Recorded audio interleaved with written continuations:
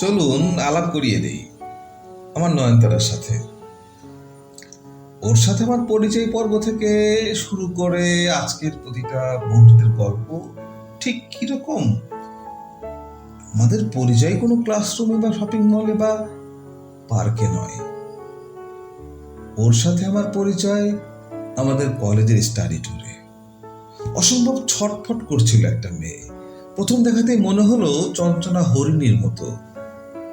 খুব সপ্রতিভভাবে এগিয়ে আসলো আমাদের জটলায়। তার মানে আমরা কজন আড্ডা দিচ্ছিলাম। শুরুতেই বললো পরিচিত হতে পারি।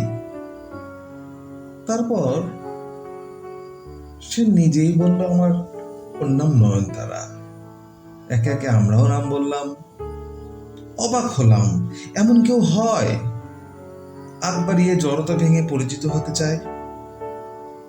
শুরু হলো মুগ্ধতার অবিস্মরণীয় সেই গল্প। ও হাঁটলে রুনুঝুনু আওয়াজ হতো, হাসলে টোল পড়তো, আর কপালের পাশ বেয়ে গড়িয়ে পড়তো দুটো কুঞ্চন, যা কিনা আমি অভিধান ঘেটে জেনেছি। অনর্গল কথা বলতো, দারুণ লিখতো, তবে একটু কঠিন। দারুণ আবৃত্তি করতো।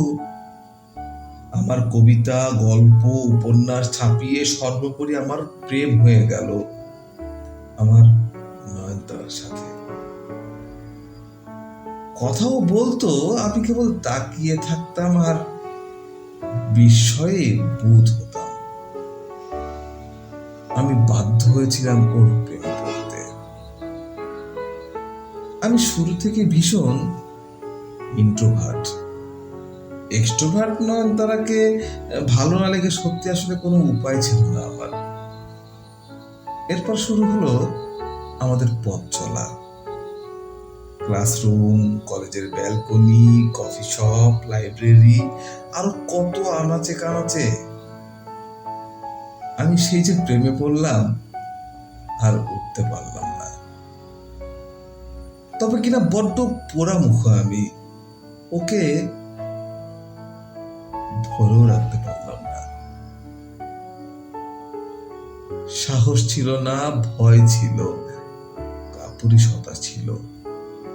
অনবদ্য হওয়ার সুতীব্র বাসনা থাকা সত্ত্বেও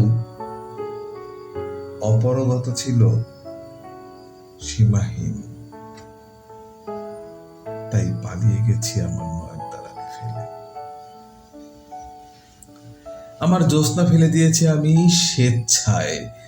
আমার আকাশে চাঁদ তো এখন নিয়মিত ওঠে, শুধু আলোকিত হয় না।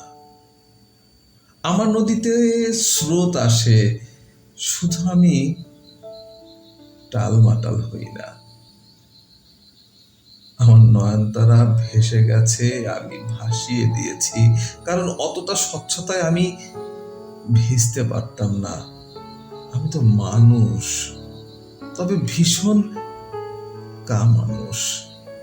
আমার বন্ধুদের উপাধি। সত্যি কি ভীষণ বোকা আর নির্বোধ আমি।